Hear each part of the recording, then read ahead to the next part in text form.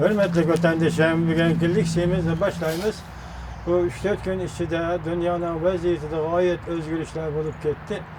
Mesela Orta Şərqdə Səudi Ərəbistan bilen İran iki devlet diplomatik münasebetini üzdü. Şimali Kore yani Çavşan yakında yadro sınığı yani vodorot bombası sınığı elip badın devcek aladı. Şundaklı Jungo muşa fırsattan paylanıp özünün Haynanda onun Hayko şəhridir. En janubidagi o'zi yasagan orollar yani yasab chiqqan aeroplan uchish liniyasi bo'yicha ikki dona aviatsiya aeroplanini ikki qatam birinchi ayning ikkinchi kuni va birinchi ayning 6-chi kuni ikki qatam o'zining Hayko shahridan yasab olgan orollarga yo'lladi. Shuning bilan Janubiy dengizning vaziyati, O'rta Sharqning vaziyati, Sharqiy Shimoliy Osiyoning vaziyati 3 vaziyat qo'shilib keldi. Bugün şu vaziyetler doğrusunda göz qarashlarimizni yoki matbuot va tor betlardagi fikr talash tortishlarni vatandoshlarga anglatamiz. Mavzu O'rta Sharq o'qtur iskalatiga aylandi.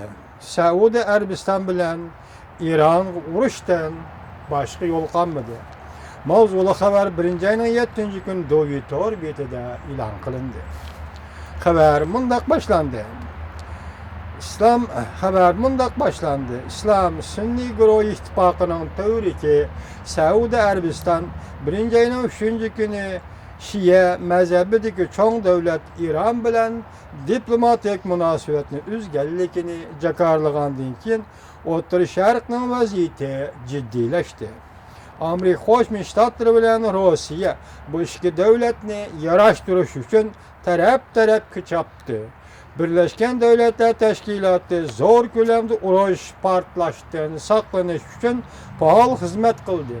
Lekin O'rta Sharqda Sunniy mazhabidagi davlatlar Saudiya Arabiston boshchiligida ittifoq tuzdi.